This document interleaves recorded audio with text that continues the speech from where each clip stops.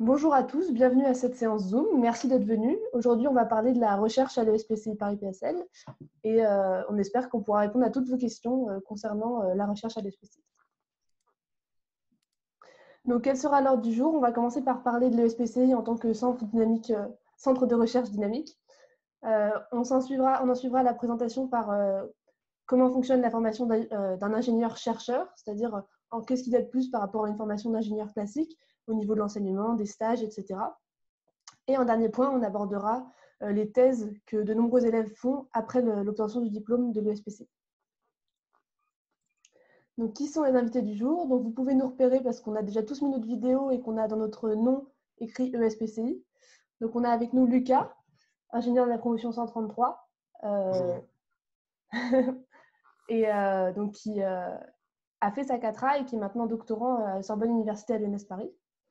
Et on a avec nous aussi Chloé, qui est ingénieure de la promotion 134, qui a donc eu son diplôme d'ingénieur en 2018 et qui a fini sa CATRA et qui est doctorante à Montréal. Donc, ensuite, on a aussi Kevin avec nous, qui est le chargé de communication scientifique à l'ESPCI et qui sera là pour nous parler plus précisément de ce que font concrètement les laboratoires à l'ESPCI. On a, comme d'habitude, Henri Leweller et moi, Céline Gevrel, qui sommes les deux responsables intégration du bureau des élèves. Et on est donc là pour vous présenter l'école et la recherche à l'école. Donc, on commence tout de suite par l'ESPCI en tant que centre de recherche dynamique. Donc, je vais commencer par quelques citations que j'ai pu trouver à propos de l'ESPCI et à propos de la recherche à l'ESPCI, notamment celle de Costantino Creton, le directeur de la recherche à l'ESPCI. L'école est très singulière par son caractère interdisciplinaire et sa recherche, où sciences fondamentales et appliquées se côtoient et sont intimement liées. Donc déjà, ça nous donne une bonne idée de base de pourquoi on mélange toutes les sciences à l'ESPCI, ou du moins, on va vous montrer qu'on les mélange toutes. Et ensuite, une citation de Vincent Croquette, le directeur général de l'ESPCI, qui nous dit qu'il est essentiel que les chercheurs soient libres. Ça montre que les sujets sont très variés en termes de recherche à l'ESPCI et c'est un endroit où il y a beaucoup d'innovation et où les gens ont beaucoup d'idées et sont libres de faire la recherche au point où ils en ont envie, en fait. Et je citerai en dernier le fait que l'ESPCI est la première école d'ingénieurs pour la recherche au niveau national selon le classement d'industrie et technologie. Et ce classement est sorti il y a quelques semaines. Donc on est très fiers, ce n'est pas la première année, ça fait de nombreuses années qu'on est dans ce classement et on est heureux d'y être, tout simplement. Donc je vais commencer par un petit peu d'histoire. Donc pourquoi on dit que l'ESPCI est un centre de recherche dynamique? Donc l'ESPCI a été créé en 1882 et c'est à l'ESPCI que certaines personnes ont pu faire leurs recherches comme Marie Curie, Pierre Curie, Frédéric Joliot-Curie, Paul Langevin, Pierre-Gilles Degennes et Georges Charpak, qui sont tous, sauf Paul Langevin, qui ont tous eu des prix Nobel. Donc on est très fiers que ces personnes-là aient pu étudier à l'ESPCI ou du moins faire leur recherche à l'ESPCI. Et cela montre aussi que l'ESPCI, depuis de nombreuses années, accueille des chercheurs qui ont su marquer la recherche scientifique dans le monde et on en est très fiers. Alors, parlons un petit peu des laboratoires à l'ESPCI. Pour vous donner quelques chiffres clés, l'ESPCI, c'est 11 unités mixtes de recherche. Il ne faut pas confondre unité mixte de recherche et laboratoire. L'unité mixte de recherche regroupe plusieurs laboratoires. On a à l'ESPCI 85 à 100 élèves ingénieurs par promotion. Et on est 3 promotions sur site à peu près, pas toute l'année. Et il y a à l'ESPCI 530 chercheurs enseignants, ou chercheurs ou postdoctorants et doctorants, ce qui fait, en fait, vous vous rendez compte, un ratio en termes d'élèves-chercheurs qui est proche. Si on dit qu'il y a 3 promotions sur site, on a quand même plus de chercheurs que d'élèves, donc ce qui montre que la recherche est vraiment présente partout à l'ESPCI et elle entoure tous les élèves qui viennent étudier à l'école. La recherche à l'ESPCI, ça représente à peu près 500 publications scientifiques par an, donc plus d'une par jour, ce qui est vraiment énorme. Et on peut rappeler ici aussi que grâce à l'incubateur de VC, il y a environ 3 startups qui sont créées par an à l'ESPCI. Je vais laisser la main à Kevin pour nous parler un peu plus de la recherche à l'ESPCI. Alors, bonjour à tous. Donc, pour rebondir un peu sur ce que disait Célis, donc nous avons effectivement 11 unités mixtes de recherche qui sont systématiquement associées au CNRS et à d'autres institutions comme l'INSERM, comme Sorbonne Université aussi également. Enfin voilà, on a différentes co-tutelles. Et donc, ces unités de recherche, qu'elles ont de particulier, c'est qu'elles couvrent l'ensemble des champs disciplinaires qui vont de la physique à la biologie en passant par la chimie. et avec surtout beaucoup d'interdisciplinarité. Donc, vous avez les thématiques qui sont représentées là sur le schéma.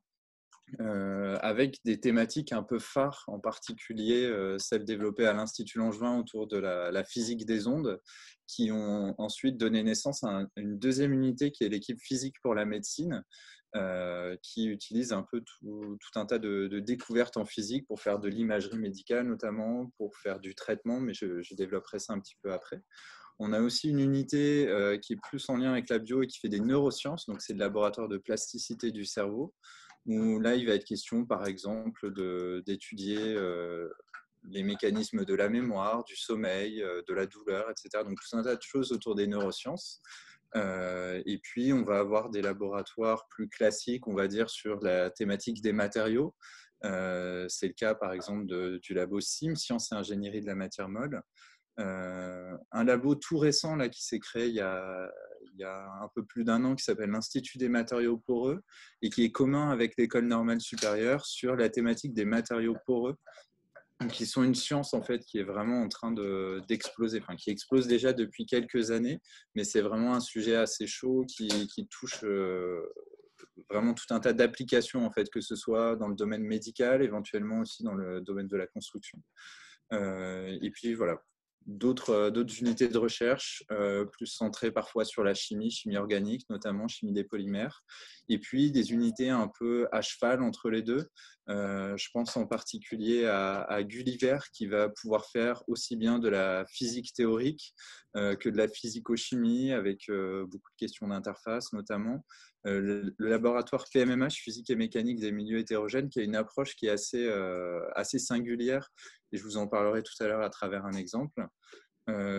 Et un autre labo, enfin chimie, biologie, innovation, qui est vraiment un gros laboratoire APC qui regroupe pas mal de monde et qui, lui, va s'intéresser beaucoup à l'utilisation de la chimie, par exemple en pharmacologie, pour développer des traitements contre différentes maladies ou ce genre de choses. Alors, du coup, je ne sais pas si tu peux passer à la slide suivante.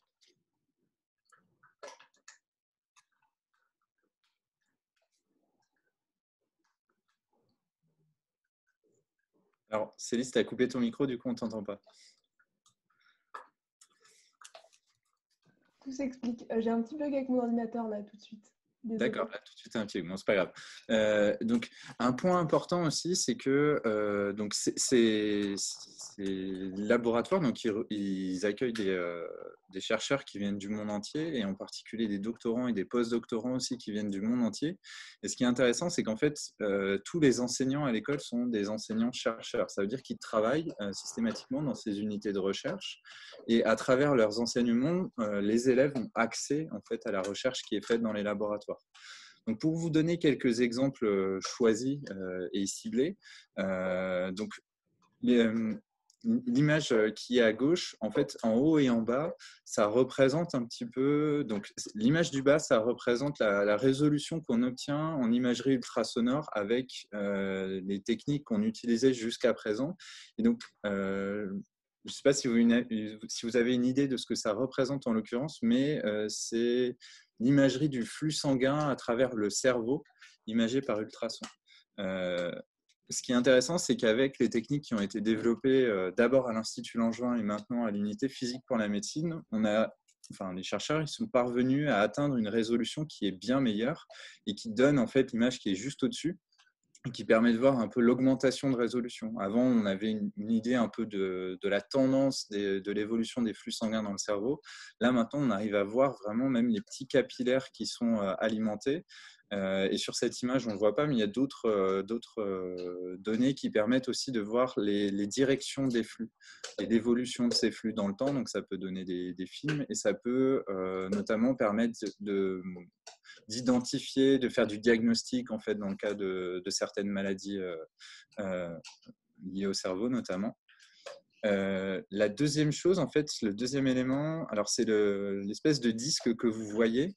Donc ça, c'est ce qu'on appelle un baromorphe. C'est un matériau qui a été inventé au laboratoire physique et mécanique des milieux hétérogènes.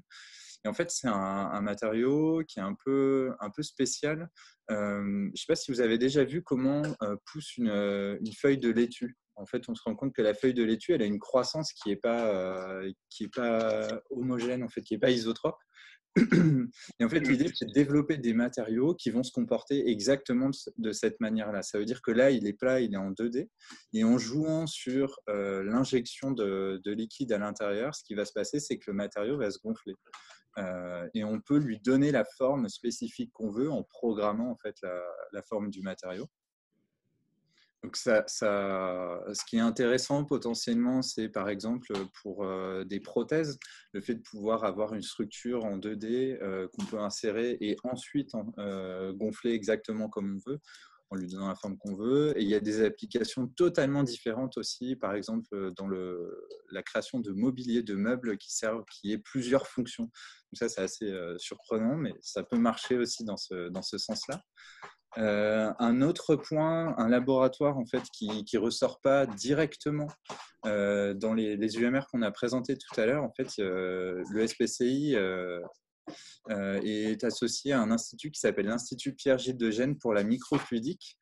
Et donc, la microfluidique, c'est la science des écoulements à très petite échelle. Donc, c'est une technologie qui est très utilisée ces dernières années pour en fait créer des sortes de mini laboratoires sur puce. L'idée, c'est par exemple de pouvoir s'affranchir d'expérimentation animale et de pouvoir faire des tests comme ça sur des puces qui sont minuscules mais qui permettent de faire des tests très précis. Un exemple concret, par exemple, concerne l'étude des origines de la vie. Quand on s'intéresse par exemple à la manière dont les bactéries évoluent dans le temps, traditionnellement, on a des milliers de tubes à essai dans lesquels on fait évoluer des populations de bactéries. On teste ensuite chaque tube à essai, on essaie de voir en fait ce qui se passe exactement. Avec la microfluidique, on est capable de créer des machines qui sont très petites, de manière relative, des machines qui font 1 mètre sur 1 mètre, mais ce n'est pas tout à fait la même chose qu'un hangar qui fait quelques centaines de mètres carrés. Et dans cette machine-là, on va faire circuler des gouttes, par exemple, des gouttes de taille micrométrique, donc, dans un écoulement qu'on contrôle parfaitement, et chaque goutte va représenter un environnement échantillon dans lequel on fait évoluer une population de bactéries. On étudie ses propriétés, par exemple ses propriétés antibiotiques, et on est capable de faire entre guillemets de l'évolution dirigée et d'essayer d'obtenir en fait des bactéries ou différentes molécules biologiques qui vont avoir des propriétés spécifiques qui nous intéressent. Et surtout aussi d'essayer de comprendre comment elles évoluent, d'essayer de prédire comment elles vont évoluer, etc. Je vais voir si ça marche cette fois. Voilà. Ouais. Alors, l'autre point qui est important, c'est le lien entre la recherche fondamentale et l'innovation. On a des recherches qui sont très amont en fait à l'ESPCI, où on va s'intéresser vraiment aux propriétés fondamentales des matériaux. Ça peut être aussi bien en physique quantique que sur la manière dont les matériaux se déforment et cassent, par exemple, où on va vraiment être sur des choses très fondamentales. Et puis, on va aussi avoir de nombreuses applications qui vont sortir des laboratoires. Donc tout à l'heure, on parlait d'imagerie par ultrasons.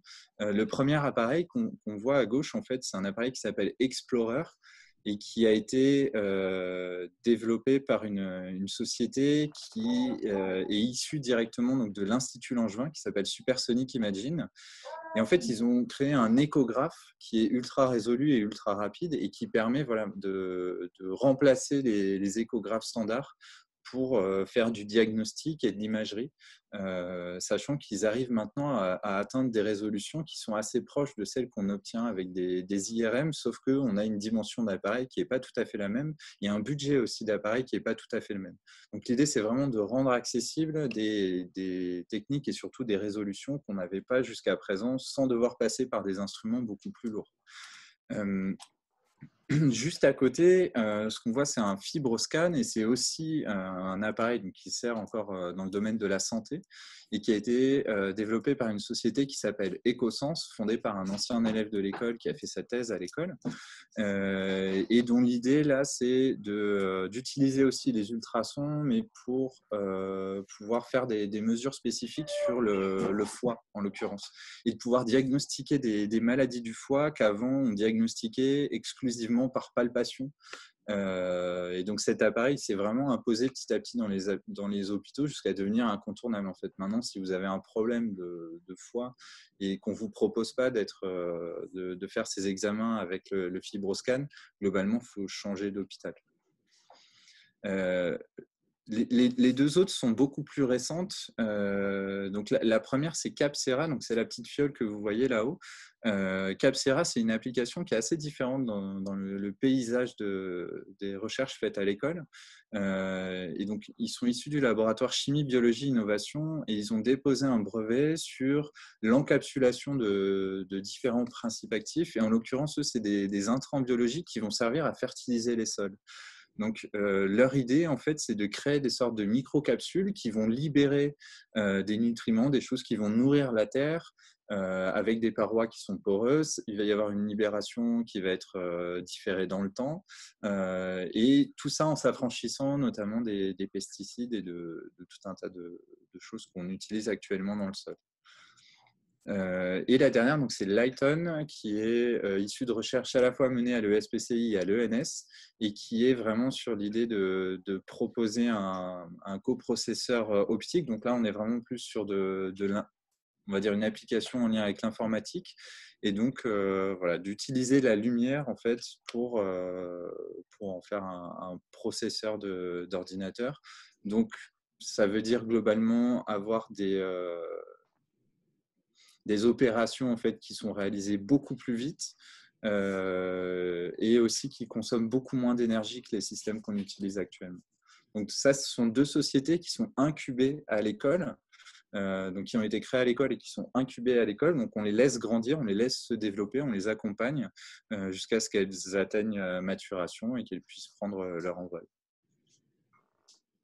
Merci beaucoup, Kevin, pour toutes les explications sur la recherche. Si vous avez des questions, n'hésitez pas soit à les mettre dans les commentaires, soit on en parlera à la fin. De toute façon, il y aura une séance questions. Alors, on passe maintenant au deuxième onglet de ce Zoom. On va parler de la formation d'ingénieur-chercheur. Donc, pour petit rappel, je vous ai mis l'emploi du temps des premières et deuxième années à l'ESPCI, des élèves ingénieurs à l'ESPCI. Donc, comme vous voyez, il y a des cours, des TD, ce qui est plutôt classique, et vous voyez qu'il y a beaucoup de TP. La formation à l'ESPCI est basée sur les travaux pratiques, justement pour que les élèves puissent comprendre, en utilisant leurs mains, qu'est-ce qui se passe au niveau des sciences, en fait. L'idée n'est pas juste d'avoir un cours en amphi, mais justement d'aller pratiquer et d'aller comprendre par la pratique. Et c'est typiquement ce que ferait un chercheur. En fait, on nous donne l'opportunité, en arrivant à l'ESPCI, de faire des TP qui sont prévus pour nous, mais de chercher sur notre paillasse et de nous donner une première approche de ce qui nous arrivera peut-être plus tard, si ça nous plaît et si on a envie de continuer dans la recherche. Donc ça, c'est la première chose sur un enseignement qui est basé sur les travaux pratiques. Et ensuite, l'approche à l'ESPCI est interdisciplinaire, c'est-à-dire qu'on fait à la fois de la chimie, de la physique, de la biologie, de l'informatique. Même s'il y a des matières qui sont plus majeures par rapport à d'autres, l'idée est qu'un ingénieur ESPCI, quand il sort et qu'il a fini sa formation, il est capable de travailler à l'interface de différentes matières, en physico-chimie, en biophysique, etc. L'idée est de pouvoir avoir plusieurs clés en main et d'être capable d'avoir des connaissances suffisantes pour comprendre les enjeux d'un problème, pas que d'un point de vue physique, mais aussi en prenant en compte, par exemple, les caractéristiques chimiques du matériau, etc. Donc ça, c'est un des gros avantages au niveau du programme même qui est proposé par le SPCI. Et ensuite, je rajouterais que, comme l'a dit Kevin précédemment, tous les cours sont dispensés par des enseignants-chercheurs. Donc ça veut dire qu'on est au contact avec les chercheurs, qu'on peut leur poser des questions sur ce qu'ils font. Souvent, ce qu'ils font est en rapport avec la matière qu'ils enseignent. Donc c'est l'occasion, pendant que le cours est enseigné, que le professeur nous raconte une anecdote sur un type de recherche, sur quelque chose qui le passionne. Et ça nous donne encore plus envie, nous, de nous y intéresser. C'est quelque chose qui est vraiment agréable, le fait d'avoir un cours enseigné par un enseignant-chercheur. C'est que la personne, on sait qu'elle est intéressée par ce qu'elle nous enseigne et elle a envie de nous inculquer des choses par rapport aux sciences. Et un dernier point qui est unique à l'ESPCI sont les tutorats. Donc, qu'est-ce que c'est qu'un tutorat? C'est une séance pendant laquelle on se retrouve dans un groupe de 5 à peu près, face à un tuteur, donc une personne, un enseignant-chercheur, ou alors un chercheur, qui est là pour corriger un travail qu'on a fait au préalable. Le travail qu'on fait au préalable, généralement, c'est sur des articles. Donc, l'idée, c'est que le tutorat, il est là surtout pour qu'on puisse approfondir la recherche. On n'est pas juste en train de répondre à des questions, on est là pour aller plus loin dans qu'est-ce qu'il faut qu'on peut comprendre dans un article scientifique, comment on peut être critique par rapport à cet article, qu'est-ce que quelle science se cache derrière l'article. Et c'est l'occasion donc de comprendre des articles scientifiques, d'avoir une belle approche de la recherche et d'approfondir en posant toutes les questions qu'on veut, puisque c'est comme un cours particulier. On n'est que 5 face à un professeur pendant 2 heures, et ça toutes les semaines. Donc, je continue maintenant sur d'autres opportunités qu'on nous offre à l'ESPCI dans notre formation d'ingénieur-chercheur. Une des premières opportunités sont les stages d'immersion. Qu'est-ce qu'un stage d'immersion ? En fait, en première année, on nous propose dès le premier mois de l'école de passer 2 jours complets dans un des laboratoires de l'ESPCI. On choisit le laboratoire dans lequel on veut pouvoir passer nos 2 jours. Et ensuite, on passe ces 2 jours en suivant les expériences des chercheurs qui y sont. Donc, ils nous présentent qu'est-ce qu'ils sont en train de faire en ce moment, qu'est-ce qu'ils ont fait avant. Et comme souvent, il y a des anciens de l'ESPCI, et puis ils sont habitués à recevoir des élèves, ils aiment bien justement nous apprendre des choses qui pourraient nous donner envie encore plus d'aller s'intéresser à la recherche. Donc, ils vont, typiquement, les matériaux déformables que montrait Kevin, moi, j'ai eu l'occasion de les voir pendant que je faisais mon stage d'immersion au PMMH. Donc, c'est grâce à ça qu'on est encore plus près de la recherche et on voit comment travaillent les chercheurs tous les jours. C'est-à-dire que parfois, on a l'occasion d'aller à des séminaires, on peut aller voir des soutenances de thèse, on peut tester l'expérimentation avec eux. Parfois, il y a des chercheurs qui viennent d'autres parts du monde dans le labo ce jour-là. On a de la chance, on les rencontre et c'est l'occasion justement de voir comment se passe la recherche au jour le jour. Donc, cette expérience dure 2 jours, mais c'est déjà une belle idée pour se rendre compte de qu'est-ce qui va pouvoir nous arriver plus tard, surtout que ça arrive directement en première année. Ensuite, une deuxième approche qui arrive à l'ESPCI et qui nous permet de rencontrer ou d'avoir affaire à la recherche sont les PSE, projets scientifiques en équipe. Donc, les PSE, c'est un enseignement expérimental interdisciplinaire qui est réalisé par trinôme.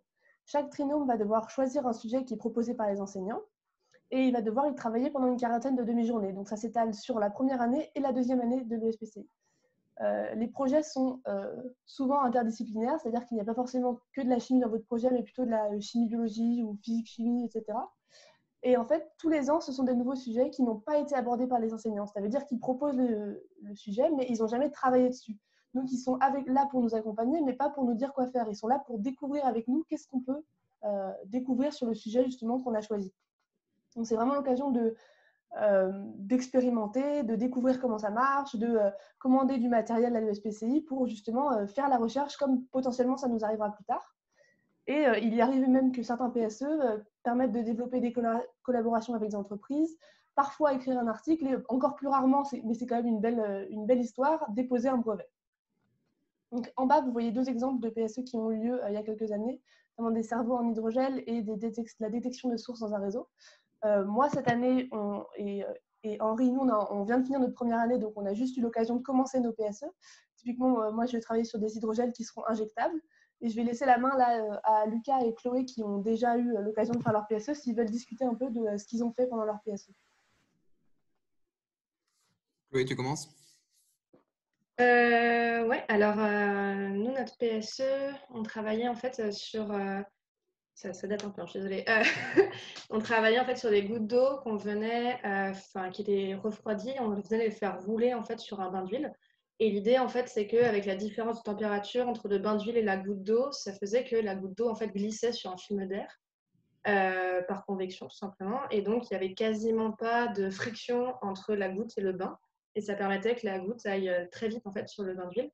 Et elle était finalement ralentie quand elle atteignait une vitesse limite par en fait une vague, on appelle ça. Donc vraiment, c'était assez rigolo parce qu'au début, on s'était basé sur un article qui avait été écrit par un chercheur de l'ESPCI. Et puis bon, on s'était amusé à mettre. Il y avait un truc qui soufflait avec une pompe et puis après, on essayait de souffler par une aiguille sur les gouttes après qui tombaient dans le bain, etc. Enfin, c'était vraiment rigolo à faire. Voilà, ça ne sert pas à grand chose dans la vie de tous les jours, mais c'était chouette. Franchement, j'ai bien aimé cette expérience. Voilà. Alors moi, j'avais bossé sur un domaine qui s'appelait la soft robotics. Donc en français, ça s'appelle les robots mous, donc c'est moins vendeur. Donc, en anglais. Mais l'idée, c'était en fait, un petit peu comme les matériaux baromorphes qu'on vous a montré. En fait, l'idée, c'est d'utiliser des matériaux déformables, donc typiquement des polymères, et essayer de les activer à distance et puis essayer de mimer un certain nombre d'objets qui existent dans la nature, des animaux, enfin, par exemple, un bras de pieuvre, par exemple. C'est une structure molle qui est capable de s'enrouler autour d'un objet pour le prendre. Et l'idée de notre projet, nous, c'était d'utiliser des hydrogels. Donc, ça marche souvent parce que les hydrogels, il y a plein de sujets avec les hydrogels parce que c'est assez facile à faire en labo. Et l'idée, c'est d'utiliser des hydrogels qui étaient chargés et de les faire se déformer sous l'action d'un champ électrique. Donc, en fait, il y avait une action à distance d'un champ électrique entre deux plaques chargées dans lesquelles on faisait passer un courant, entre lesquelles on mettait une tension. Et puis, on regardait comment se déformait notre hydrogel. Et c'est très en amont. En fait, ces PSE, il faut se rendre compte qu'on les fait avant les stages industriels et les stages de recherche qu'on va vous présenter un petit peu après. Donc, c'est pendant les 2 premières années. Donc, c'est un complément des TP. En fait, c'est une recherche qui est autonome. Ce n'est pas forcément évident, surtout que nous, c'était la 2e année où les PSE étaient mis en route. Maintenant, ça roule un peu mieux, je crois. Mais c'est vraiment de la recherche quasiment en autonomie. Donc, c'est un peu déroutant au début, mais par contre, c'est extrêmement intéressant parce qu'on a en main notre propre projet. On doit nous-mêmes faire la bibliographie. On doit nous-mêmes aller voir les chercheurs qui permettent de nous aider. On doit nous-mêmes commander les produits dont on a besoin. Et en réalité, même si on ne s'en rend pas compte sur le moment même, c'est assez formateur pour les stages qu'on va pratiquer après et dans lesquels, en fait, on est rapidement autonome. Et ça, c'est souvent reconnu et par les industriels et par les laboratoires dans lesquels on va bosser. Ils disent, ah bon, les types de l'SPCI, ils sont capables de faire des trucs avec leurs mains. On a assez confiance en eux. Donc, les sujets en soi peuvent être parfois déroutants. La démarche peut être un peu déroutante, mais elle est extrêmement formatrice et extrêmement valorisée à l'avenir, enfin dans le futur. Merci beaucoup donc, pour vos témoignages. Si quelqu'un veut ajouter quelque chose, n'hésitez pas. Donc, on va continuer. Alors, d'autres choses qui existent à l'ESPC et qui permettent également d'apporter un complément à cette formation d'élèves ingénieurs-chercheurs, il y a tout d'abord la junior entreprise. La junior entreprise, c'est donc une association qui existe à l'ESPCI, qui a son propre budget et qui est autonome. Et en fait, cette association, elle est là pour travailler, enfin, en fait, elle est en contact avec des entreprises et elle propose aux étudiants de réaliser des études pour ces entreprises. Donc, l'idée est donc de travailler sur des projets scientifiques contre une rémunération de la part de l'entreprise. Et ces projets, on peut les développer dans les laboratoires de l'ESPCI. Donc, la junior entreprise à l'ESPCI, c'est une junior entreprise qui existe depuis longtemps. Ça fait 40 ans qu'elle existe. Elle a fait un chiffre d'affaires de 20 000 euros l'année dernière pour le mandat 137, puisque cette année, c'était le mandat 138. Et ils ont réalisé, pour ce mandat-là, 7 études. Et en fait, les juniors entreprises représentent le plus grand mouvement étudiant en France et en Europe, parce qu'elles regroupent, il y en a dans toutes les écoles, en fait. Et elles regroupent beaucoup d'élèves, généralement. Donc ça, c'est l'occasion pour des gens qui sont intéressés par faire de la recherche, mais pas forcément académique, mais au service aussi de l'entreprise, d'en faire dès leur scolarité à l'ESPCI et de ne pas attendre d'avoir l'occasion d'avoir un stage. Donc ensuite, autre chose qui existe à l'ESPCI, c'est PCUP, donc l'incubateur des startups. Donc c'est ce qu'expliquait Kevin tout à l'heure. Beaucoup de startups sont accueillies à l'ESPCI pour justement les faire grandir à l'ESPCI, qu'après elles soient capables de fonctionner seules en tant qu'entreprise. Et donc, PCUP a été labellisé en 2014. Le fait d'être labellisé par la ville de Paris, ça permet d'accéder à des financements en plus pour aider l'entreprise à grossir. Il faut savoir que depuis la labellisation, depuis que PCUP existe, 22 startups ont été accueillies et 106 brevets et licences ont été posés, ou apposés plutôt. Voilà. Est-ce que quelqu'un veut ajouter, Kevin, peut-être ajouter quelque chose là-dessus? Alors, éventuellement, oui. Alors, je pense que pour l'histoire des brevets et licences, souvent, en fait, ça préexiste la création de la startup. Hein. C'est les chercheurs qui déposent des brevets directement dans les laboratoires en leur nom et l'école les accompagne pour déposer ces brevets. Et ensuite, ces brevets se traduisent par la création de sociétés qui sont accompagnées par l'école, dans lesquelles les chercheurs directement peuvent s'impliquer. Mais ce n'est pas forcément eux directement. Souvent, ça peut être soit des étudiants qu'ils ont eus par le passé, etc. Enfin, c'est assez variable. Mais cet incubateur, il a une particularité, c'est qu'on accueille que en fait des sociétés qu'on appelle deep tech. Ça veut dire qu'il est vraiment question de rupture technologique et d'innovation technologique. Donc, on va vraiment être sur beaucoup d'instrumentation, beaucoup de choses en lien avec le médical aussi. Voilà, c'est un peu le périmètre des startups qu'on va avoir à l'ESPC. Merci. Donc, on continue sur la suite. Alors, donc, quelque chose d'autre qui existe à l'ESPCI, comme dans la majorité des écoles d'ingénieurs, ce sont les stages. Sauf que les stages à l'ESPCI, c'est assez particulier. Donc, il faut savoir qu'on peut faire un stage en première année, qui est donc facultatif, et il se passe pendant l'été, donc 1 à 2 mois, et ça, c'est au bon vouloir des élèves. Et comme il y a beaucoup de labos à l'ESPCI, c'est l'occasion justement d'aller essayer de trouver un stage à l'ESPCI. Et c'est un stage qui est généralement assez formateur, puisque ça donne une première idée de qu'est-ce qui pourrait nous plaire après, même s'il est facultatif et tout le monde ne le fait pas. Ensuite arrive le stage industriel de 3A. Donc, en fait, en troisième année, on commence par le stage industriel de 6 mois, donc qui se déroule de juillet à décembre. Et ce stage est donc en entreprise. Donc là, vous avez un diagramme avec les destinations habituelles de où peuvent se dérouler ces stages. Et donc, c'est l'occasion pour les élèves de se retrouver le plus généralement, mais pas toujours, en R&D dans une entreprise. Et donc, de faire de la recherche en autonomie ou à accompagner avec une équipe sur un thème qui est imposé par l'entreprise. Et donc, d'avoir vraiment une image de ce qu'ils pourraient faire plus tard s'ils veulent faire de la recherche dans le domaine privé. Arrive ensuite à la fin de la troisième année. En fait, la troisième année, il y a 6 mois de stage en entreprise. Ensuite, il y a 3 mois de cours, il me semble. Et ensuite, on reprend par 3 mois de stage, encore une fois, mais en laboratoire académique. Et c'est ce qu'on appelle le projet de recherche de troisième année. Donc, c'est 3 mois où on est obligé d'être dans un laboratoire. Et encore une fois, vous voyez un diagramme avec les destinations les plus courantes pour ce stage-là. Et il faut savoir que sur les 2 stages de troisième année, on est obligatoirement, on doit avoir une des 2 expériences au moins qui est faite à l'étranger.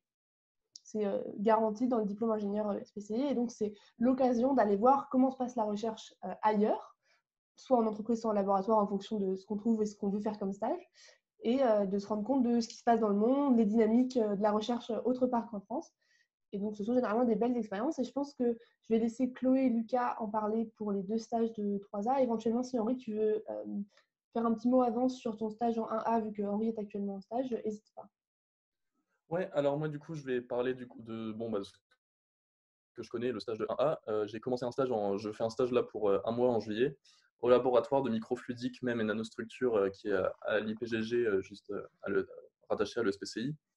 Et donc moi j'étudie donc en fait donc la microfluidique c'est ce que Kevin parlait tout à l'heure, donc les écoulements à petite échelle. Et moi ce que j'étudie plus particulièrement c'est la fabrication de bulles, donc en fait la fabrication de bulles grâce à des puces microfluidiques. Donc en gros on fait passer un gaz dans un canal, dans un autre on fait passer un liquide et en fonction des débits qu'on impose on peut détacher des bulles. Et après on sèche ces bulles, donc comme ça on peut les transporter par la suite. On les réhydrate et on étudie leur réponse acoustique.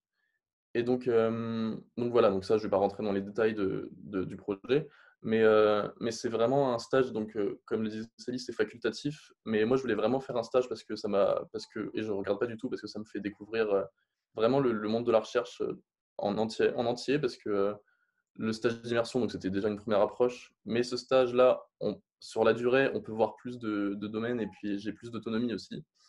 Et ce que je me suis rendu compte particulièrement pendant ce stage, c'est que la formation, elle est vraiment adaptée à la recherche, parce que dans ce projet de recherche, on doit utiliser différents domaines. Donc là, comme je l'ai dit, donc il y a la mécanique des fluides, il y a des ondes acoustiques, ça parle aussi de polymères, parce que donc, moi je fais des bulles avec des coques en polymère, et ça utilise plein de domaines qui sont enseignés à l'ESPCI, et tout ça c'est très utile parce qu'il faut réfléchir, parce que quand on est chercheur comme ça, il faut savoir réfléchir au projet, à la solution qu'on veut porter au projet de A à Z. Et donc ça passe par plein de domaines différents et donc là par exemple le transport, dans ce cas il faut penser au transport, donc comment on peut les sécher, comment on peut les réhydrater par la suite, et donc il faut pouvoir s'adapter. Et en ça c'est vraiment très utile de faire un stage, le stage est vraiment très utile et très bien encadré, et voilà, donc c'est une bonne expérience. Si je peux rajouter quelque chose à ce qu'a dit Henri, c'est aussi souvent l'occasion. Aussi, j'avais fait un stage dans un labo de PC à l'époque, et j'étais encadré par une doctorante. Et en fait, ça permet aussi de voir ce que c'est que le quotidien, non pas seulement des chercheurs permanents, mais aussi des doctorants et des postdoctorants.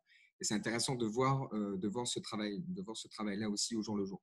Et autre point aussi qui est intéressant, c'est de voir aussi ce que c'est que la vie dans le laboratoire en dehors de la science. C'est-à-dire parce que c'est dans les de voir des collègues, en fait, hein, c'est des collègues de travail comme les autres. On se retrouve le midi, on mange ensemble, on discute pas que de science. Le soir, on va boire un coup. Enfin, c'est aussi ça, la vie des laboratoires. Et pour le coup, en thèse, je sais ce que c'est. Je sais ce que c'est. Du coup, c'est intéressant d'avoir cette approche-là aussi dès la première année, de savoir que évidemment, les manips qu'on fait en cours, c'est vraiment pour un but pédagogique.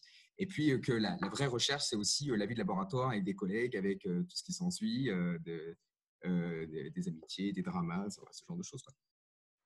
C'est ça. Et pour le coup, encore en plus, mon stage, il est en anglais. Du coup, ça fait pratiquer en plus l'anglais dans un contexte très scientifique. Et donc, c'est tout positif. Donc, du coup, si Chloé et Lucas voulaient parler de votre stage industriel, allez-y. Je commence, Chloé. Du coup, alors, moi, mon stage industriel, je l'avais fait dans un laboratoire mixte entre Arkema et le CEA. Et ça se passait à l'Institut national de l'énergie solaire au Bourget-du-Lac, donc c'est à côté de Chambéry. Et je travaillais sur l'encapsulation de cellules photovoltaïques organiques flexibles. C'était un gros stage de matière molle. Alors, ce que je peux préciser tout de suite, c'est qu'en gros, c'est un laboratoire mixte entre le CEA et Arkema. Mais comme en fait, ce stage, c'est un stage en entreprise, j'étais payé par Arkema, si vous voulez. Mais du coup, je pouvais travailler en partenariat avec le CEA et en partenariat avec l'ENS Lyon, qui est aussi un laboratoire académique. Donc, si vous voulez, le fait que ce soit un stage industriel, ça n'empêche pas de faire de la R&D un peu plus classique, type académique. Donc voilà, écoutez, c'est très bien passé. C'était un stage de R&D, donc bon, c'est de la recherche. Grosso modo, c'était de la recherche comme ce qu'on peut faire dans les laboratoires de PC ou comme ce qu'on peut faire en TP, mais l'échelle d'une entreprise. Donc là, c'est une personne qui ne voulait pas forcément faire de la recherche et du développement. Après 2 ans de PC, qui est quand même un socle très, très scientifique, il y a des gens qui ont voulu découvrir autre chose, qui ont voulu faire je sais pas, du droit des brevets, qui ont voulu faire plutôt quelque chose de type management et conseil. Il y a des gens qui ont bossé dans des grandes boîtes EDF, Air Liquide, mais dans des sections qui étaient plus management que de la recherche et du développement. Il y a des gens qui ont fait de la propriété intellectuelle, quelque chose des stages qui étaient plus axés supply chain, enfin, chose vraiment, vraiment plus le côté industrie dans une entreprise que le côté recherche et développement. Donc voilà, il ne faut pas penser que ce stage-là, c'est uniquement de la recherche et du développement. Ça, je pense que c'est important de le dire. Ça permet de découvrir l'entreprise, enfin tous les secteurs de l'entreprise de manière assez large. Chloé, je te laisse. Oui, désolée, j'ai dû changer d'environnement. Donc, concernant le stage en entreprise, moi, je l'ai fait dans la boîte dont on a parlé tout à l'heure, qui s'appelle Supersonic Imagine. C'était vachement intéressant parce que, en fait, c'est à l'ESPCI, lorsqu'on avait parlé en fait de l'acoustique, de physiologie, etc., ça m'avait vraiment intéressée. Donc, j'avais décidé de faire mon stage en entreprise, justement, dans une boîte qui regroupe un peu les deux, quoi. Voilà. Et franchement, j'avais vraiment aimé. Et c'est pour ça que maintenant, en thèse, je fais actuellement de l'imagerie médicale également. Donc, voilà. Je trouve ça assez chouette de voir justement les liens qu'il peut y avoir entre les stages industriels et puis après, derrière, la thèse que vous pouvez avoir. Je suis désolée pour les bruits, on est en train d'installer Internet chez moi. C'est pas très facile. Désolée. Donc, voilà. Et je précise aussi, du coup, je rebondis parce que je ne sais pas si à l'époque c'était encore une start-up, mais les start-up sont aussi comptées, peuvent accueillir les stagiaires pour ce stage en entreprise. Ouais, tout à fait. C'est intéressant pour des élèves qui veulent découvrir ce que c'est que le monde de la start-up, qui est vraiment un bon intermédiaire entre les labos académiques et puis les grosses entreprises massives, Air Liquide, Michelin, Total, etc. Alors, merci beaucoup. Oui, et je précise aussi qu'il y a un certain nombre de partenariats avec des entreprises qui sont déjà assez bien établies, Saint-Gobain, Michelin, Total, Schlumberger, NTT au Japon. Et donc, en fait, il y a des stages qui tous les ans se renouvellent à l'étranger. Ça, je pense que c'est important de le dire aussi. Même si c'est des boîtes qui sont françaises au départ, il y a par exemple Michelin, Saint-Gobain, Schlumberger, c'est aux États-Unis. Enfin, il y a des stages aux États-Unis, il y a des stages en France aussi.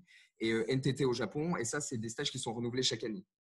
Et qui sont pris d'assaut, hein, souvent, on ne va pas se le cacher. Mais ça permet dès cette… là, vous voyez dans le diagramme, vous avez la moitié des stages qui s'effectuent à l'étranger. Parce qu'en fait, il y a des partenariats avec des grosses entreprises qui sont très bien établies avec le spécialiste. J'en profite pour rajouter par rapport à ce que Lucas a dit. En fait, tous les ans, les promotions de l'ESPCI sont parrainées par une entreprise, en fait. Donc, typiquement, ma promotion a été parrainée par Ecosens, donc l'entreprise que Kevin a présentée tout à l'heure, qui ont créé le FibroScan.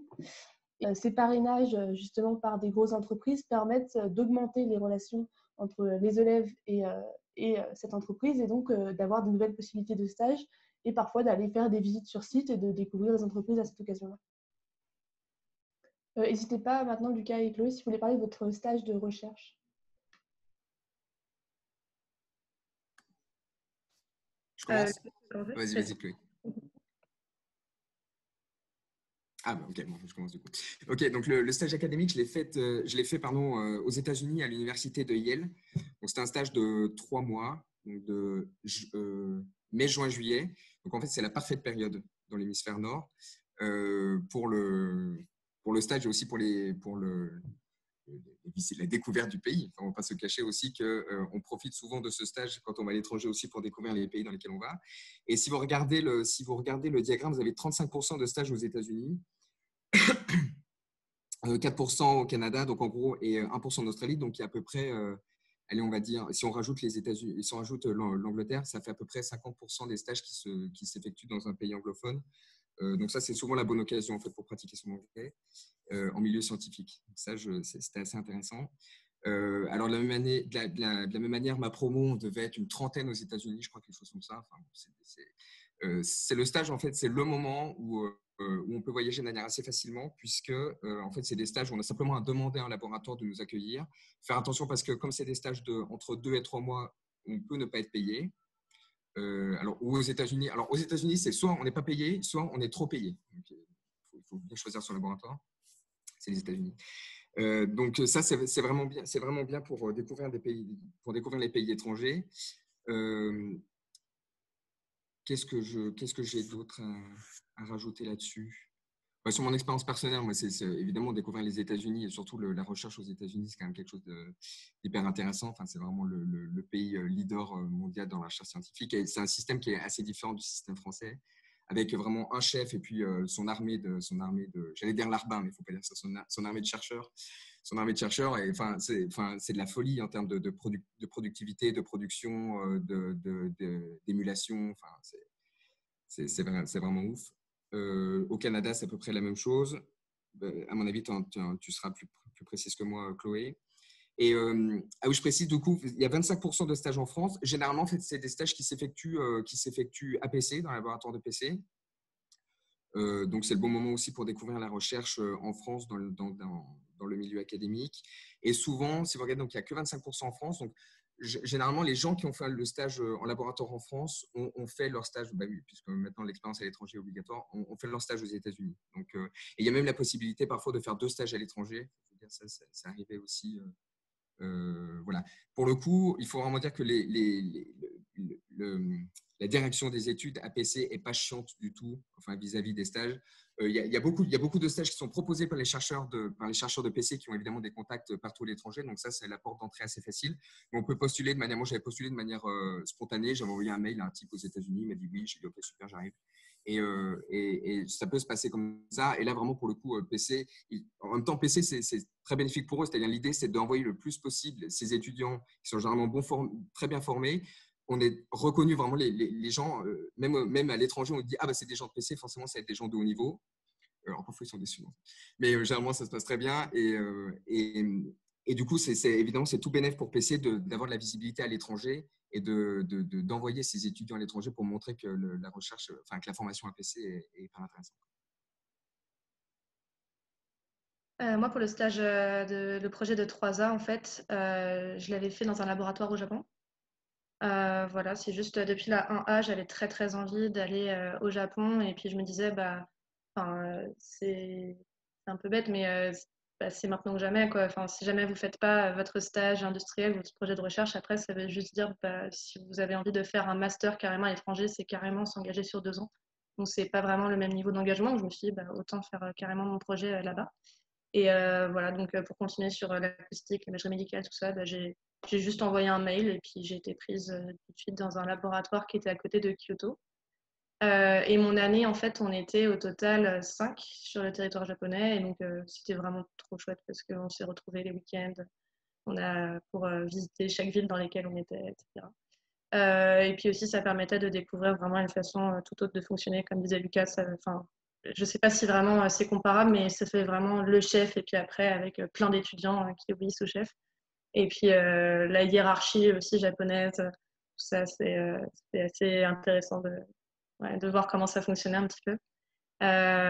Puis même aussi, le statut que l'on peut avoir en tant qu'ingénieur français. Et puis après, on arrive au Japon, mais en fait, on ne parle pas japonais. Donc, ça fait une petite barrière de la langue quand même qui n'était pas super facile. Mais franchement, c'était intéressant d'observer tout ça. Et c'est super formateur. On se rend compte qu'on a de la chance à l'USPCI d'être considérés comme des gens compétents, capables, etc. Ouais, c'est chouette. Bah, merci beaucoup à tous les deux pour vos témoignages là-dessus. Je vais continuer avec donc cette partie sur la formation d'élèves ingénieurs. Hop. Ouais, en fait, on arrive à la troisième partie, autant pour moi. On arrive donc à la partie sur les thèses après l'obtention du diplôme. Alors, il faut savoir qu'après la 4e année, qui est déjà facultative à l'USPCI, mais que 80% d'élèves font, après cette fameuse 4e année, 70% des élèves décident de poursuivre leur scolarité par une thèse. Il existe deux types de thèses, donc la thèse classique et la thèse CIFRE. Je vais laisser Lucas ou Chloé en parler un peu plus parce que j'en suis pas encore là dans ma scolarité. Donc, mais l'idée générale est que la thèse classique est encadrée elle se passe dans un laboratoire académique, alors qu'une thèse CIFRE est encadrée par une entreprise en fait. Chloé, je parle de ça, je te laisse sur les parcours originaux. Ça va ? Ouais, ça marche. Ok, alors déjà le chiffre de 70% peut être impressionnant en se disant oh là là là là, mais si je rentre à PC, là j'ai pas forcément envie de faire une thèse ou un truc comme ça me fait peur, c'est dans longtemps et tout. En réalité, la transition se fait de manière assez lisse, c'est-à-dire qu'on est dans un environnement qui est complètement, comme l'avait présenté Célis, Kevin Henry, qui est complètement en fait dédié à la recherche et on est encadré par les chercheurs.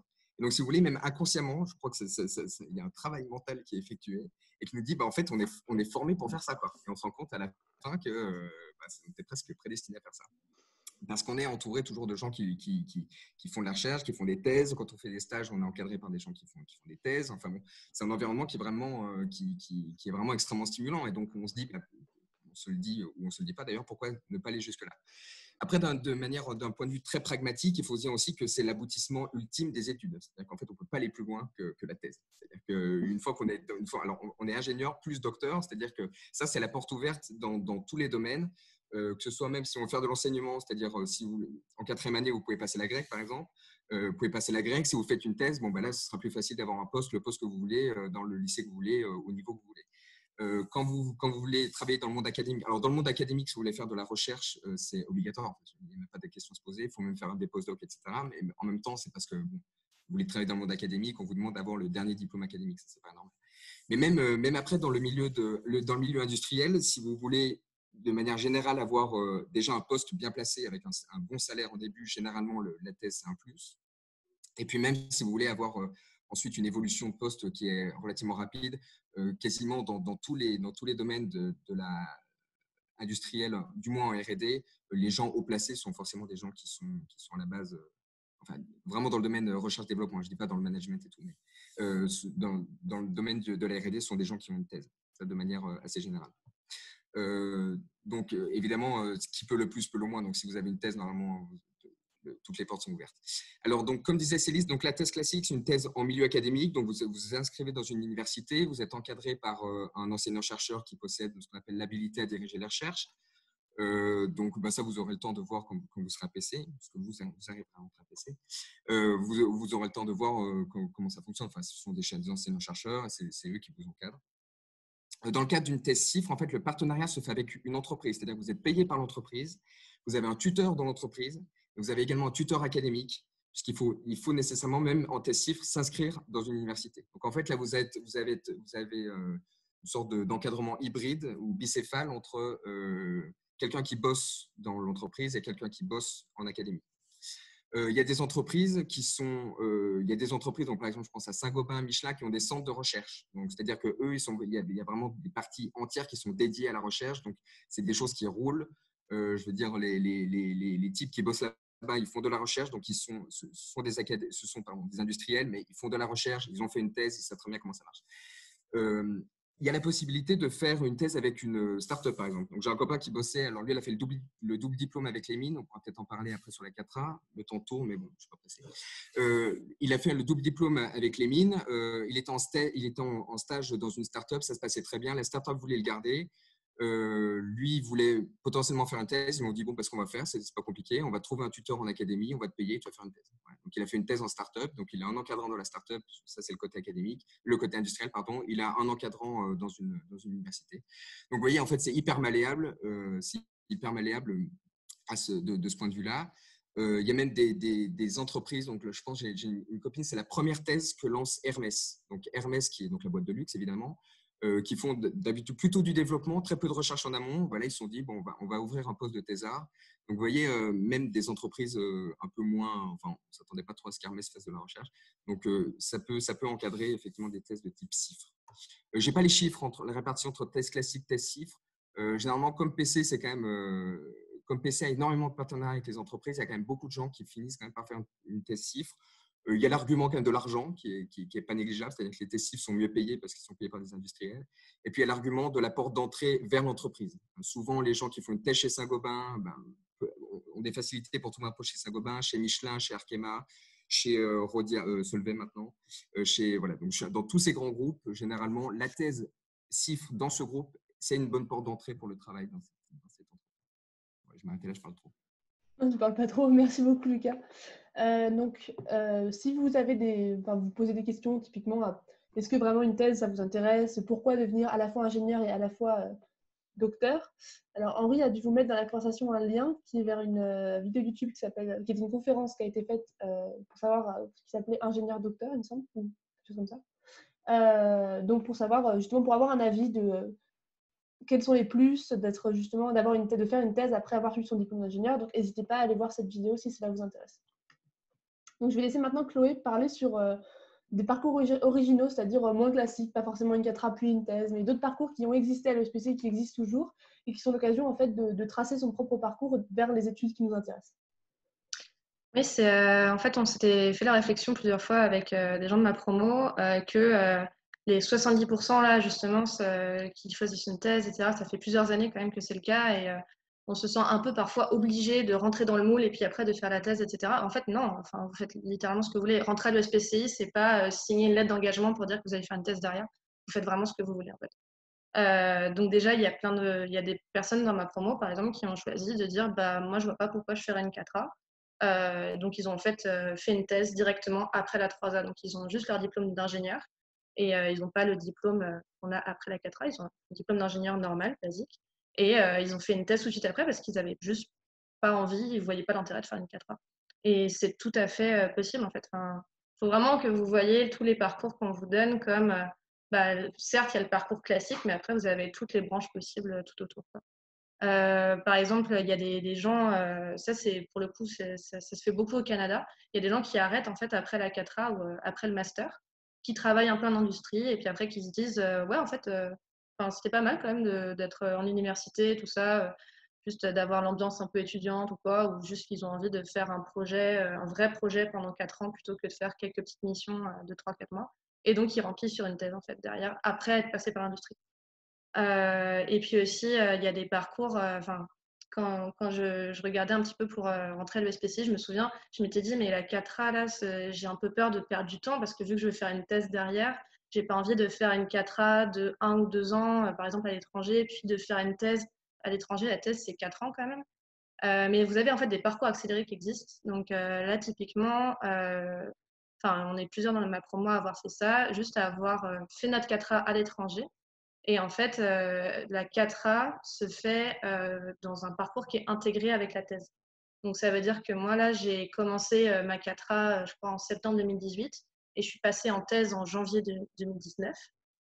Donc, j'ai fait juste un trimestre de 4A. Et en fait, au cours de la thèse, vous obtenez par miracle un diplôme de maîtrise, de master. Et après, vous donnez ça à l'ESPCI qui vous valide votre 4A. Donc, c'est vachement bien. Ça permet d'accélérer vraiment beaucoup les études et de gagner en fait 1 ou 2 ans. Donc, vous inquiétez pas par rapport à la longueur des études qui peut un peu faire peur, je trouve. Parfois, vous faites ce que vous voulez, quoi. Je me permets d'ajouter, si vous êtes intéressé par pour voir un peu différents parcours, Je mets le lien dans le chat du CV Book des ingénieurs ESPCI 2020, dans lequel il y a il y a différents parcours et des nouveaux ingénieurs. Donc voilà, vous pourrez voir plein de parcours différents avec des 4A différentes, des parcours post-4A différents, etc.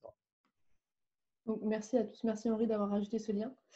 Ajoute aussi juste, Oui, oui, vas-y. c'est juste en 1 minute, je rajoute un petit truc, et c'est même pas pour serrer les pompes de l'administration, parce qu'il y a Kevin, hein, c'est pas vrai du tout, mais il faut dire quand même que pour la 4e année, il y a vraiment, enfin, à partir du moment où vous avez un projet professionnel, voire personnel cohérent, je veux dire, l'administration vous laisse vraiment libre de vos choix. C'est-à-dire qu'il y a des gens qui choisissent de passer l'agrégation, des gens qui choisissent de faire un master de design, parce qu'il a envie de faire un master de design. Et des gens qui choisissent de faire des doubles diplômes avec d'autres universités, type les mines, AgroParisTech, donc des universités scientifiques. Des doubles diplômes avec des écoles de commerce pour des gens qui en ont finalement marre des sciences et qui finalement veulent devenir requin, comment est-ce qu'on dit, manager. Donc, il y a des gens qui finissent à l'essai, qui finissent à HEC. Alors, c'est des parcours un peu plus longs, assez exigeants parce que bon, bah, il y a des cours à rattraper quand même, mais à la fin, vous êtes quand même diplômé ingénieur plus diplômé de l'ESSEC. Donc là, je pense que vous êtes aussi assez imbattable. Voir si vous continuez avec une thèse, bon, ben là, vous êtes Premier ministre. Et donc, ça, c'est assez intéressant. Il y a même la possibilité de faire une césure si le projet est cohérent. C'est-à-dire qu'il y avait un type dans la promo de moi qui avait trouvé un stage en Californie dans la Silicon Valley. Il s'était dit, bon, en fait, j'ai envie de faire ça. Et bon, ben voilà, il a fait son stage de 6 mois. Après, il a fait un autre stage et puis après, il a continué en thèse. C'est-à-dire qu'en fait, la 4e année, c'est vraiment le moment où vous prenez en main vos études. Une fois que vous avez glissé depuis le bac à peu près jusqu'en école, vous prenez en main vos études et vous dites, ben, en fait, c'est ça que je veux faire, c'est ça que je veux faire. Ou c'est ça où j'ai envie d'explorer de nouvelles choses, d'avoir des diplômes parallèles au diplôme d'ingénieur. Et c'est ça qui va vraiment déterminer votre avenir. Alors, merci beaucoup, Lucas, d'avoir rajouté ça. Alors, peut-être juste une chose dont on n'a pas du tout parlé depuis le début, mais en fait, pour toutes ces expériences, que ce soit les stages à l'étranger, même la 4e année, en fait, à l'école, il y a tout un tas de dispositifs qui sont mis en place pour essayer d'aider les élèves qui auraient des difficultés, par exemple, à devoir se déplacer dans des pays qui peuvent être éloignés. Donc, ça veut dire que c'est quoi? C'est un accompagnement financier sur justement les différents frais de déplacement qui sont liés à ces expériences à l'étranger, d'autant plus maintenant qu'elles sont devenues obligatoires. Donc l'idée, c'est quand même de se dire que tout le monde puisse choisir le parcours qu'il veut, indépendamment de ses revenus, etc. Merci Kevin d'avoir rajouté ça. Alors donc, et après cette fameuse thèse ou alors après la 4A, en fonction des gens qui décident d'en faire ou pas, il faut savoir qu'au niveau de l'embauche, ou quand les ingénieurs SPCI arrivent dans le monde du travail, 20% des ingénieurs SPCI s'orientent vers de la recherche académique et vers de l'enseignement, donc de la recherche en laboratoire public. Et 80% se dirigent vers l'industrie dans tous les secteurs. Et quand on dit l'industrie, ce n'est pas forcément le management, c'est la R&D aussi dans les entreprises. C'est un peu tout ce que vous avez envie de faire dans l'entreprise, grâce à votre parcours. Et comme le précise la petite infographie qui est là, un ingénieur SPCI sur 4 est basé à l'étranger. Donc en fait, comme on a pu l'expliquer dans à peu près toute cette présentation, vous avez l'occasion de construire votre parcours à l'ESPCI et d'aller là où vous avez envie d'aller. C'est vous qui menez votre chemin une fois que vous avez votre tronc commun de 3 ans, ou enfin 2 ans et un petit bout où on choisit les cours. Vous pouvez vraiment construire votre avenir à partir des stages que vous faites, à partir des cours que vous prenez et à partir de votre 4A, éventuellement de votre thèse et de ce que vous faites après. Donc, c'est l'occasion pour vous de donner la direction à votre projet et d'aller jusqu'au futur travail qui vous plaira et de continuer vos projets après. Donc, je ne sais pas si quelqu'un veut ajouter quelque chose maintenant. Et sinon, merci à tous. Je vais maintenant laisser la place, vous laisser parler. N'hésitez pas à poser des questions, soit en activant votre micro, soit dans les commentaires. Il n'y a pas de problème pour ça. On essaiera d'y répondre au mieux. Et on espère vraiment que la présentation vous a plu.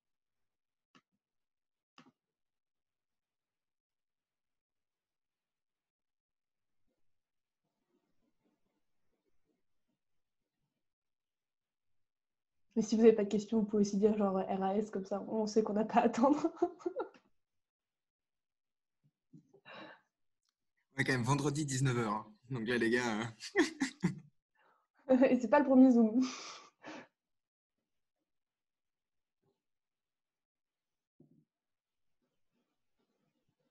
Il semblerait qu'on n'a pas trop de questions. Donc, merci à tous d'être venus. Je vous laisse encore 2-3 minutes s'il y a des gens qui sont en train de taper. Ah bah, typiquement, voilà là. Hydra qui nous demande comment se passent les logements pour les stages à l'étranger. Alors, je vais laisser les gens qui en ont fait en parler. Alors ça, c'est une bonne question. Franchement, c'est une très bonne question. Alors, aussi loin que je m'en souvienne, on se débrouille par nous-mêmes. Je crois que pour tout le monde, ça a été le cas. Que je réfléchisse. En tout cas, pour le stage académique. Pour le stage académique. Pour le stage industriel, non. En fait, pour le stage industriel, je crois que les entreprises parfois s'occupent des logements. Si je me souviens bien, par exemple, les Michelin à Greenville aux États-Unis, c'était Michelin qui s'occupait du… Je crois même que c'était indécent parce que je crois que c'est Michelin qui leur payait le loyer. Enfin, il y a vraiment des stages où on est dans de bonnes conditions. Donc, par exemple, Michelin aux États-Unis, Saint-Gobain, je ne me rappelle pas, mais je crois qu'ils étaient ensemble aussi chez Saint-Gobain. Donc, je me demande si ce n'était pas aussi payé par Saint-Gobain aux États-Unis. Par contre, pour les stages académiques, on s'était tous débrouillés par nous-mêmes. Donc, après, bon, ben, on se débrouille. Il y a des universités qui ont des sites. Moi, j'avais trouvé sur le site de l'université de Yale. Donc, il y a des logements. En fait, il y a des étudiants qui partent, par exemple, l'été et qui laissent leur logement. Donc, comme le stage académique, c'est mai, juin, juillet, ça tombe souvent bien. Donc, ça, c'est pas mal. Donc, il y a les sites des universités directement. Il y a les groupes Facebook. Après, bon, bah, comme quand vous partez en vacances, quand vous partez en vacances à l'étranger, en vadrouille, des trucs comme ça.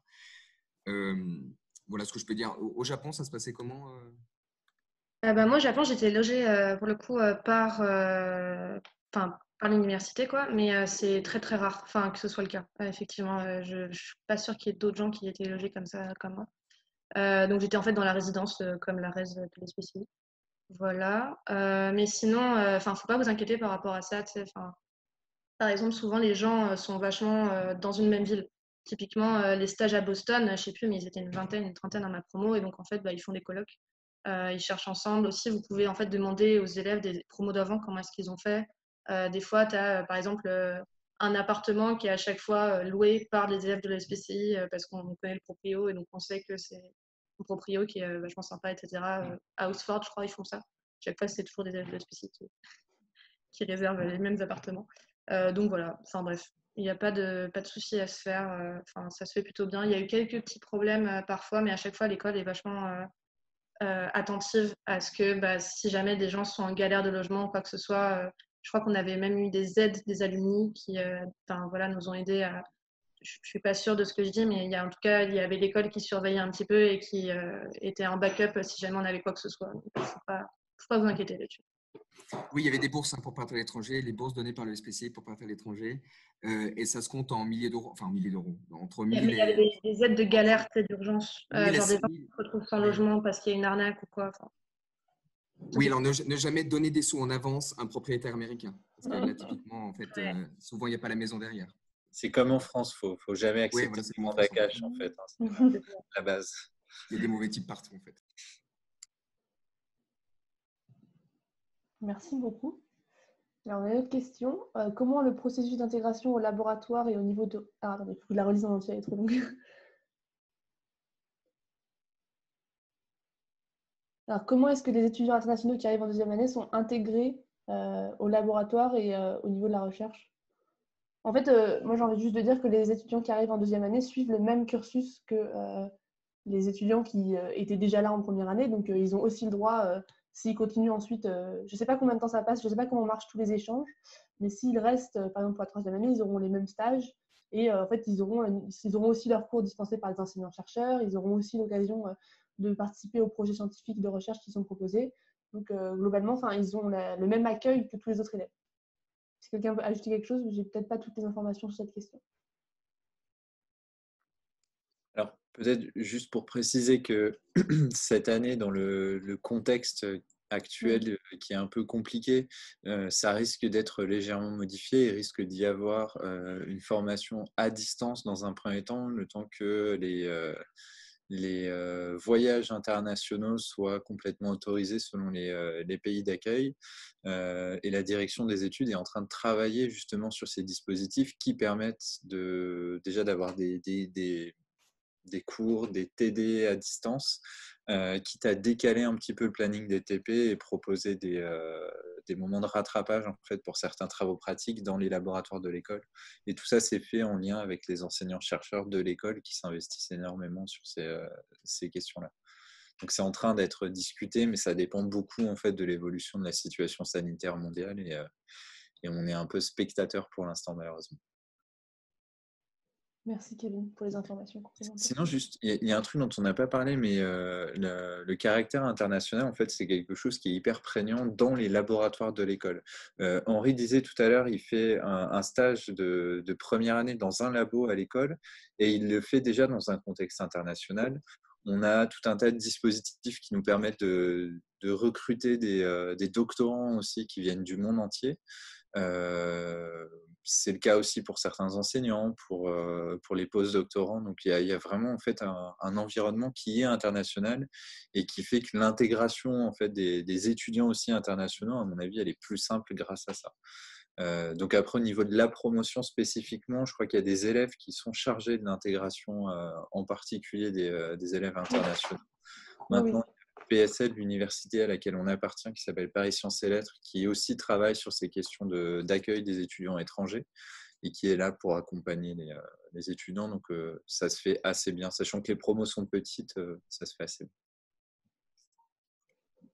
Merci.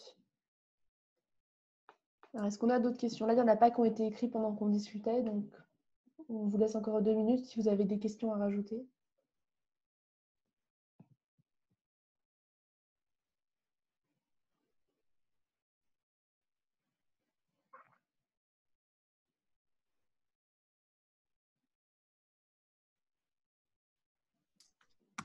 Bon, il semblerait qu'il y ait... Bah ouais, enfin, de rien à tous les... Enfin, merci d'être venu. C'est plus dans ce sens-là que j'aurais dû le dire. Et on espère que ça a répondu à une majorité de vos questions et que vous avez encore plus eu envie de venir à l'ESPCI et que cet aspect recherche à l'ESPCI vous a plu. Merci à tous d'être venus et je pense qu'on va terminer là. Donc, très bonne soirée à tout le monde. Merci, bonne soirée. Merci, salut. Merci, bye bye. Salut!